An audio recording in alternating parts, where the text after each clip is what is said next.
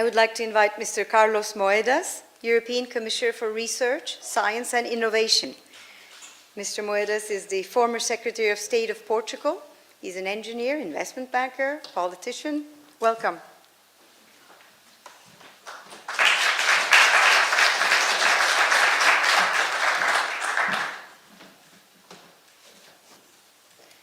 Good afternoon. Really glad to be here. Oh, let me try to keep it well. Thank you very much. First of all, Professor Seglemer, thank you very much for your leadership, and thank you very much for having me here. To former Minister Solrun Gilasdottir, thank you very much. Ambassadors, professors, my dear Professor Elena Nazaré, that from the very beginning told me about this event.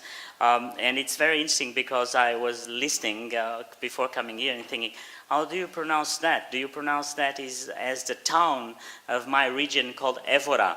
And so it looks like it is. So the rector of EWORA, Ana, is there. So it's very, very nice. It looks like the Portuguese cities make a lot of names, like the Coimbra group that are always present. But you know, it's not easy for a man to stand up and talk about gender equality. That's a reality. And we are kind of, at least I feel that, always a little bit afraid that I may say the wrong thing.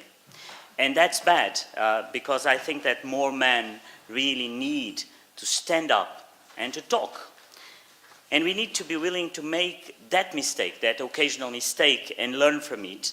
Because I think that the way I see it is that gender equality is not just a women's issue. It's really everybody's issue.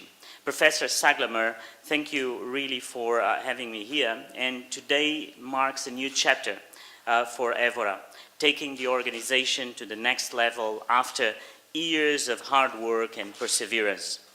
My wife is an academic, and I've had the privilege of witnessing her succeed from her tenure track, how difficult it was. But since my daughters were born, I have two, I think about gender equality in a new light. And I want really for them to have the same opportunities that I had and my son has and will have. And when I was talking to my team, I thought, so this basically makes me a feminist, right? And feminism as a word is a really interesting word, because historically, people always assume that feminism is only about women and not about men. And I think the first man really to say that he considered himself a feminist was Prime Minister Trudeau from Canada. And second, and people were very astonished by that, by the way, it was in Davos last year. And second, people really make a mistake to take feminism as something that looks like an ideology, like an ism. Something that you either kind of believe or not, which I think is also very strange, because it's not about that. And third, many people still view feminists, unfortunately, as dogmatic, dangerous, and the irony is that if you think about these stereotypes, they are exactly what anti-feminists have wanted us to believe since the suffrage movement in the 19th century. As I see it, true feminism is simply to start up and stand up for equality. I think it was Gloria Steinem that once said that a feminist is anyone who recognizes the equality and full humanity of women and men. And sadly, there will always be people that are ready to discredit, to disparage women's movements. But I think that networks have the power to change those attitudes. I'm a big believer that education is changing as never before, and that the way we'll see education in the future will be about networks and parallel networks that we don't even know they exist.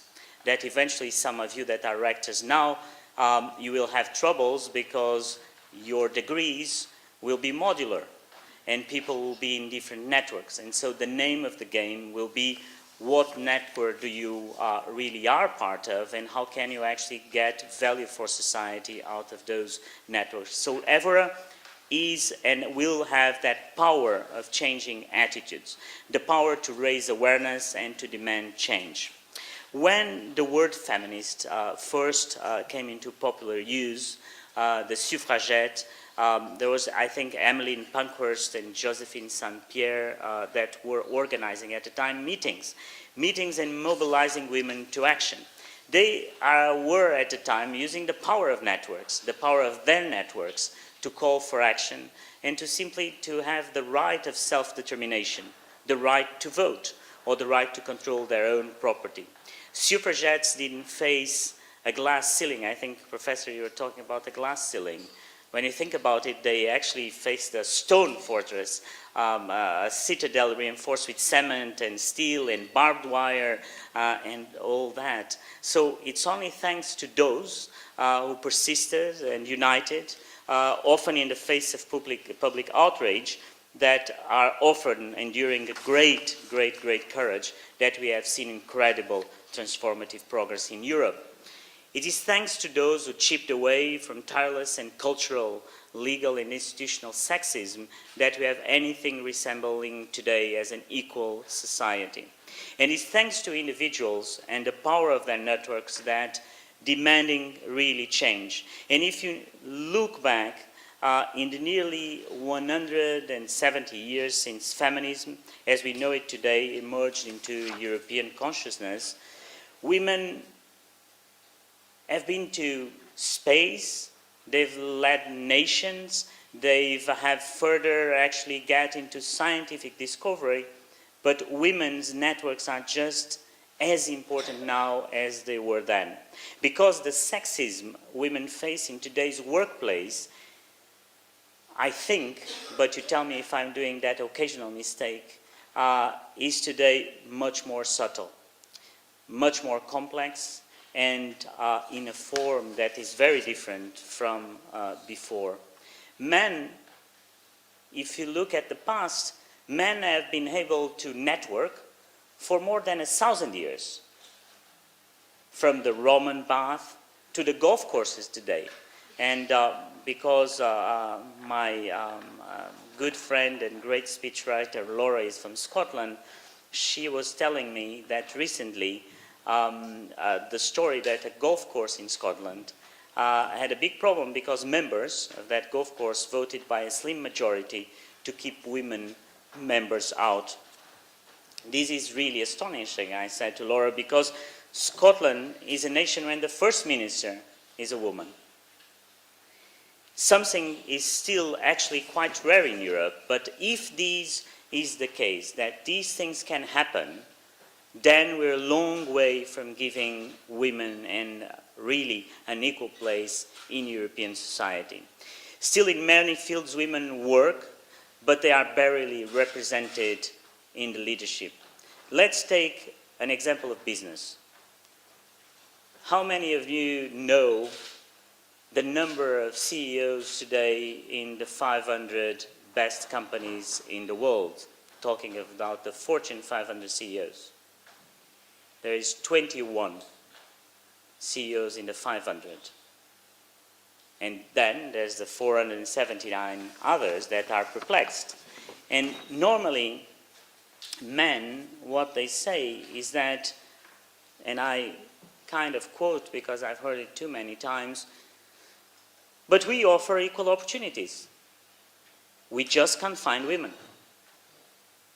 And at some point, I think it was Christine Lagarde that she heard it so often that she started carrying a list of qualified women around with her in her pocket. And when she was asked about why more women don't run banks, she had this answer. She said the barriers imposed by strong networks in the financial world and the barriers we have in our own mind are the problems. So stronger women's networks can address both those things that will be good for business. And that is something that you can do here in EWORA. And when you look at the economic rationale, because I'm kind of always in my life an engineer from a civil engineer background, but want to be an economist, as a lot of engineers. If you look at it, been getting examples about the economic impact. And I was reading the other day in The Economist that women actually in the US, it looks like women save $70 per business trip because women book earlier than their male colleagues, and I thought that was a good example of actually saving resources and taking care of the company. But more important, Ernst & Young did a study where companies that have at least 30% female leadership make 6% more profit. And that comes back to a point that is not just about women, is about equality and in general and diversity. I am a big believer that diversity is one of the main factors for productivity, but special for innovation. And so if you want more jobs, if you want higher profit, you need diversity, so you need gender equality. But if you look still, I mean, there's more male CEOs named John than there are female CEOs altogether. So what else, you wonder, is stopping women if actually Jennifer, as you used to say, can apply for the same job as John? And if more women graduate from European universities than ever before? Why do women still account for only 20% of the heads of higher education institutions? And you are the great examples of that. The fact is that gender inequality is not self-correcting. So we have to stop as politicians, as men and women, and understand that the solution is not giving time. I had a discussion during the Luxembourgish presidency of the European Union not long ago, where we had gender equality as one of the priorities. And I said, look, we don't have to reinvent the wheel, right? In Europe, we don't have it at all, because you have the examples of countries from Sweden, Denmark, Finland, you name it, Iceland, and others that actually have done it. So it's not about giving time. You have to do something very serious about it. And universities and politicians need to actually to make a conscious effort to create conditions in which women thrive. Both men and women must accept that there is a problem to tackle together. So it's true, and Professor, you said it, that when you became a rector, people would come to you and say, no, I don't see it in that angle because I'm here, right? And I think that the first is like to be aware that we have a problem, and have that awareness. I think that is essential for the future, to tackle the problem and have the actions. And you know, this is all over, and sometimes because you don't have the angle, you don't see it. And the other day I was looking at a very interesting example of something that we do every day. I mean, we all do every day. We go to Wikipedia, right? And I was staggered that I noticed that if you look at the biographical entries that are about women, they are only 15% in Wikipedia. People don't know about it. I didn't know about it. And the other really striking thing is that it's mainly women who write these articles about other women. And female editors that do it are often really hide their gender because they know that they'll be harassed by internet trolls. There's a student editor that was harassed so often that she decided to create an article about a female scientist every time she received an abusive message, and she has written a lot, she says. But action is not something any of us, men or women, should leave to the people who so routinely experience injustice that they are forced to do something about it. If we are aware, if we want to show solidarity, we can start by adjusting our own behavior. We can change our attitudes, and we can speed up change. In research and innovation policy, and as I was here said by the professor, the Commission is really doing, I think, I'm biased of course, a great job on it. And we've been helping universities, research organizations to implement gender equality plans. These plans are strategies to implement these institutional changes that are needed, relating human resources, funding and decision making. And so today I'm happy to announce that we will have, as I speak, I hope, a new online tool offering practical advice on how to set up and implement these gender equality plans. That will be available, I think, in a couple of months. But it's a very important step, another step for that awareness to help people. And it's a tool that was developed together with the European Institute for Gender Equality, building upon the good practices we have gathered in Europe and abroad. It will offer universities and research organizations practical help to several things, and I wanted just to go very quickly. First, audit. Audit institutions and identify the gaps in equal representation that should be addressed. Second, to implement the appropriate strategies to correct the biases that exist. And third, to set up the targets and monitor the progress. Because it's not just nice to have the targets. You have to set targets and have to monitor targets, and if you're not complying with the targets, you have to change something. So many institutions have already really seen a great success.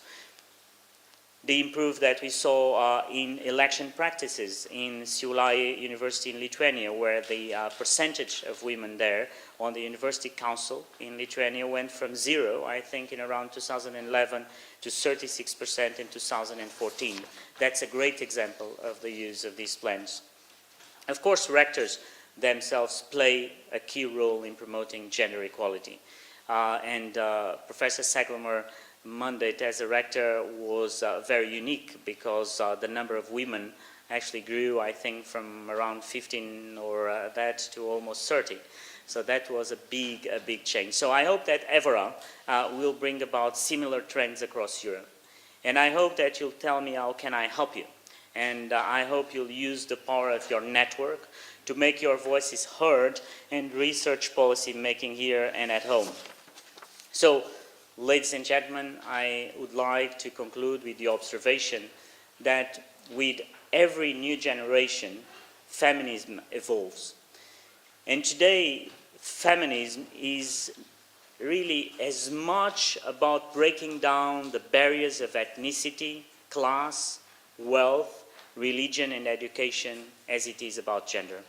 It's about taking practical, proactive steps to address the equality gap based on evidence and not ideology. And the evidence is overwhelming. Suggests that societies that enable women to participate in decision-making and are really much better than others. If women participate, you have healthier societies, you have more peaceful societies, and more prosperous for everyone. So congratulations to all of you for this achievement. I'm sorry that I cannot stay all the afternoon here. I would love to do so really from the deep of my heart. But I think that your work deserves it, and I think that deserves to have the highest political attention in every country.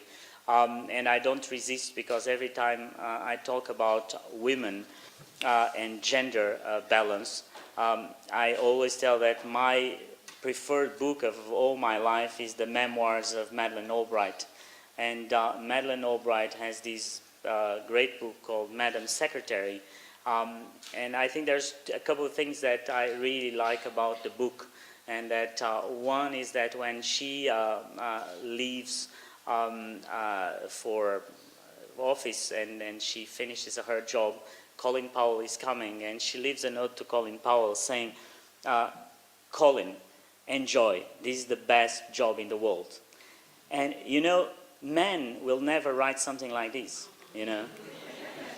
They'll put something very formal, like, Colin, I hope that you're up to blah, blah, and you know, and that, or when she says that when she was in meetings, at some point she was writing a list of shopping that she had to do, like I have to buy yogurts, and so she was negotiating, you know. and that makes it so human. And I think that one of the things that you see in leadership of women in general is basically that humanity that comes from inside and is very natural. But at the end of the book, she puts really a kind of advice to all women, and she says something like,